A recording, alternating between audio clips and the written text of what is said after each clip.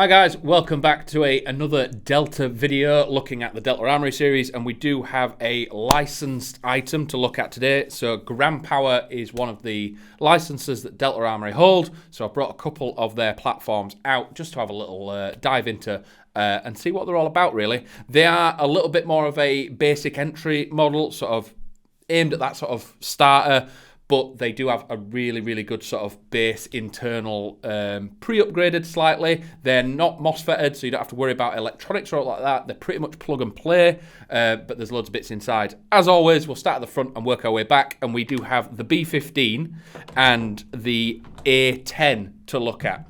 The prefixes with that aren't really anything to do with internals or out. Delta have Alpha, Bravo, and Charlie models. All that means is what the externals are made of. So the Alpha 10 here, because that's an Alpha, it means it has a metal receiver and a metal rail. The Bravo or the B15 has a polymer receiver and a metal rail, down to a Charlie, which would have a polymer body and a polymer rail. So there's no changes internally. You can get the same models, so you might be able to get a B10 and have plastic metal, or even a C10 and have plastic. There's nothing different in performance. It's just user preference, whether or not they want to go super lightweight or they're wanting that full metal build and giving you that option to have whatever you want. So we have the A10 here, Silent Ops. Looking at the front of this, we do have the integrated suppressor that disappears a little bit to the rail, so the thread is actually about here. So if you do want to take that off, it is a 40mm counterclockwise thread under there. The key mod rail here is quite a narrow build, trying to be as lightweight and as space saving as possible. So any other sort of unit that you wanted to put on there has to be of a similar size to the one that's on here. There are a few trace units out there that will do that. Some of the micros, the Flare M's, things like that will be able to get in this, so you're not limited. If you wanted to put something bigger on it, like a SOCOM or a bit more of a Special Forces or SF style suppressor, you will need probably about a 2-inch minimum barrel extender, sticking it out the end and then adding a bit more. But because it comes with that sort of Silent Ops sort of suppressor front end, you're getting that look out the box and not having to budget for something extra if that's the kind of vibe that you're going for. As I've said, we have got a key mod style rail here. So we've got key mod on the right, left and bottom. The other cutouts here are just weight saving. There's no mounting options on the angles. It's not like a weird M-lock or like that. It's just machined out to keep the weight down on this.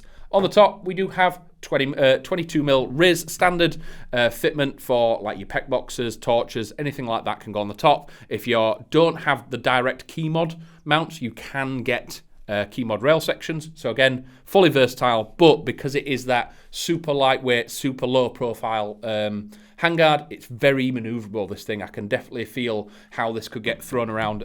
Even a CQB environment being a little bit longer than some standard platforms you'd expect to see in that environment.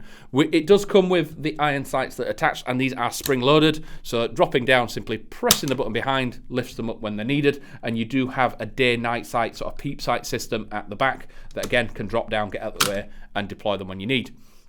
As I said, we've got 20mm rail on the rail itself, and we've got 20mm on the receiver as well. So all your standard optic fitments, there's never really any difference on how optics fit on receivers. So as I said, it is a metal receiver on the A10, so with it being an Alpha, there is a bit more weight involved, so this is a little bit over 2.5 kilos, but saying that, with the sort of length and size and how maneuverable it is, I don't think it doesn't feel like 2.5 kilos. It is a nice versatile platform that you're going to be able to throw around really nicely. So looking inside this, it's not as basic as a standard AEG. All the GrandPowers come with various SHS parts in there, like a piston, full rack piston, delayer, all that kind of stuff internally. So it is a non-MOSFETted platform, but it has had a little bit of life plugged into it. So these things are really responsive, really nice. 18:1 gears, giving you a nice rate of fire. They're coming out at about 320 FPS once they've been sorted by us, and we've got some relatively simple controls as well. Mag release on the right hand side, releasing the 120 round mid-cap magazine, so you're going to get every single BB out of that once it's full, but you will need a speed loader. Do have a bladed trigger, meaning it's got a little bit of a shorter trigger pull than the standard curved trigger. Fire selector on the left-hand side, so safe, semi, and full auto. Again, this is all locked in place because it is a standard platform, so you can just plug a battery in this, play it to your heart's content, and then put it away. It is all good to go.